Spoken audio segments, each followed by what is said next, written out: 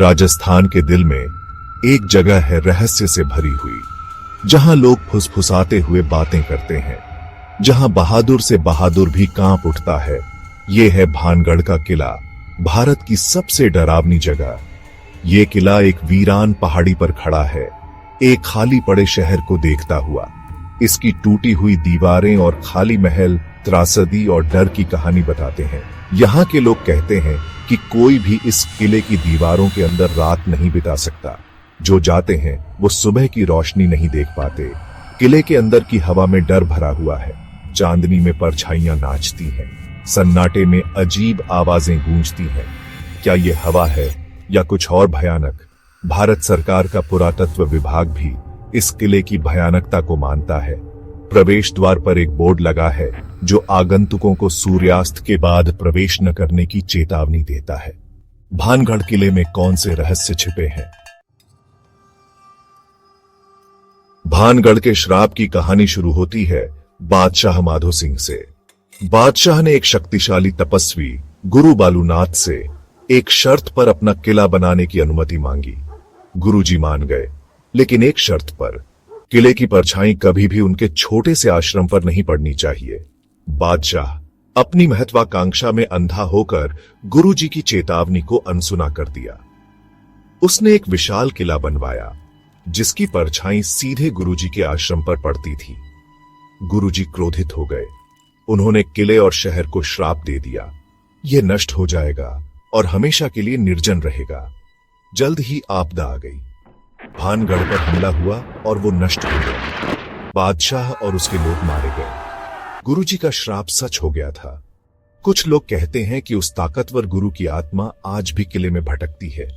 वो अपने टूटे वादे की रक्षा गुस्से में करता है, यह सुनिश्चित करते हुए कि कोई भी उन शापित दीवारों के भीतर शांति न पा सके। भानगढ़ किले के खंडहरों में एक और कहानी फुसफुसाती है। ये कहानी है राजकुमारी रत्नावती की, जो अपनी सुंदरता और ग्रेस के लिए मशहूर थीं। वह राज्य का गहना थीं, बहुत से लोग उन्हें चाहते थे। एक दिन सिंघिया नाम का एक जादूगर राजकुमारी को देखा।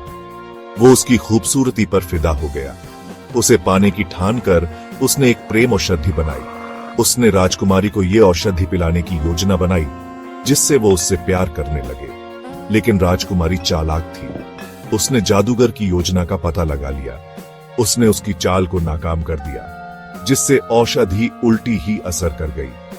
औषधि ने सिंघिया को एक विशाल पत्थर में बदल दिया और वो उसके नीचे दबकर मर गया। अपनी मरती हुई सांस के साथ सिंघिया ने राजकुमारी और पूरे राज्य को श्राप दे दिया। उसने एक तेज और क्रूर अंत की भविष्यवाणी की। उसका श्राप गुरु द्वारा की गई भविष्यवाणी जैसा ही था।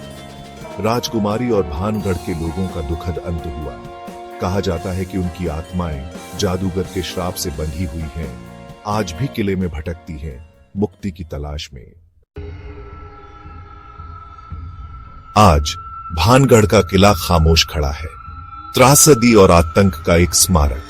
लेकिन कहानियां मरने से इनकार करती हैं। स्थानीय लोग पीढ़ी दर पीढ़ी चली आ रही डरावनी कहानियां सुनाते हैं। कुछ लोग रात में अजीब आवाजों की बात करते हैं, फुसफुसाहट, चीखें और धातु की आवाजें। दूसरों का दावा है कि उन्होंने खंडहर नुमा महलों के भीतर परछाइयां हिलती हुई देखी हैं। वे कहते हैं कि परछाइयां उन आत्माओं की हैं जो अंदर फंसी हुई हैं। ऐसे यात्रियों की कहानियां हैं जिन्होंने अंधेरा होने के बाद किले में रुकने की हिम्मत की। उन्हें अजीबोगरीब हादसों का सामना करना पड़ा। कुछ तो बिना निशान छोड़े गायब हो गए। क्या ये कहानियां सच हैं या ये सिर्फ हमारी कल्पना है? इसका जवाब शायद भानगढ़ किले की खंडहर दीवारों के भीतर छिपा है, जो बहादुर या मूर्ख के आने का इंतजार कर रहा है।